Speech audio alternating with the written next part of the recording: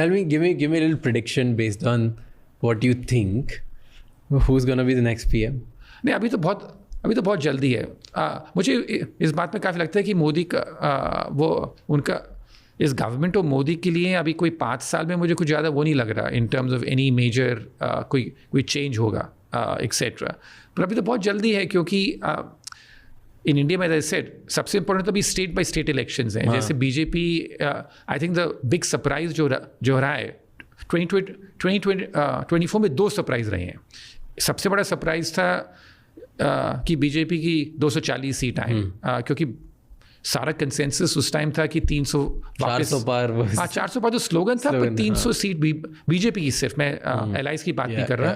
सबको लग रहा था कि 300 सीट बीजेपी की वापस आने वाली हैं. तो एक तो वो बड़ा सरप्राइज था. दूसरा सबसे बड़ा सरप्राइज ये है कि उस सेटबैक के बाद, उसके बाद जो स्टेट इलेक्शंस हुए हैं उसमें बीजेपी की परफॉर्मेंस काफ़ी अच्छी रही है. और वो भी without Modi as the star campaigner.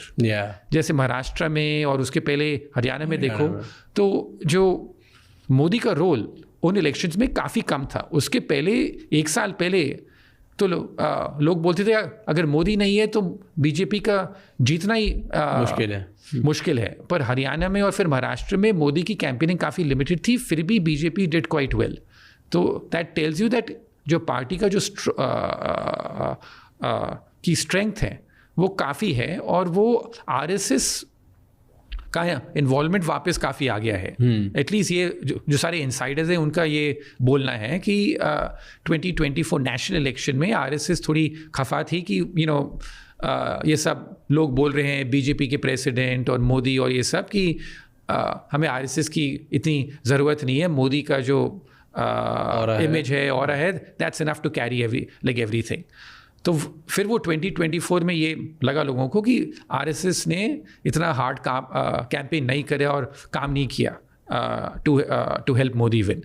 अभी जो उसके बाद ये लगा कि थोड़ा मोदी का जो इन्फ्लुएंस कम हुआ है, अभी तक इन्फ्लुएंस काफ़ी है पर कम हुआ है, और आरएसएस का इन्फ्लुएंस बड़ा है. ये लोगों का बोलना है. लाइक मैं एक आके मुझे इंडियन पॉलिटिक्स में इंटरेस्ट है, मैं लोगों से बात करता हूँ, ये सब सुनने में आता है.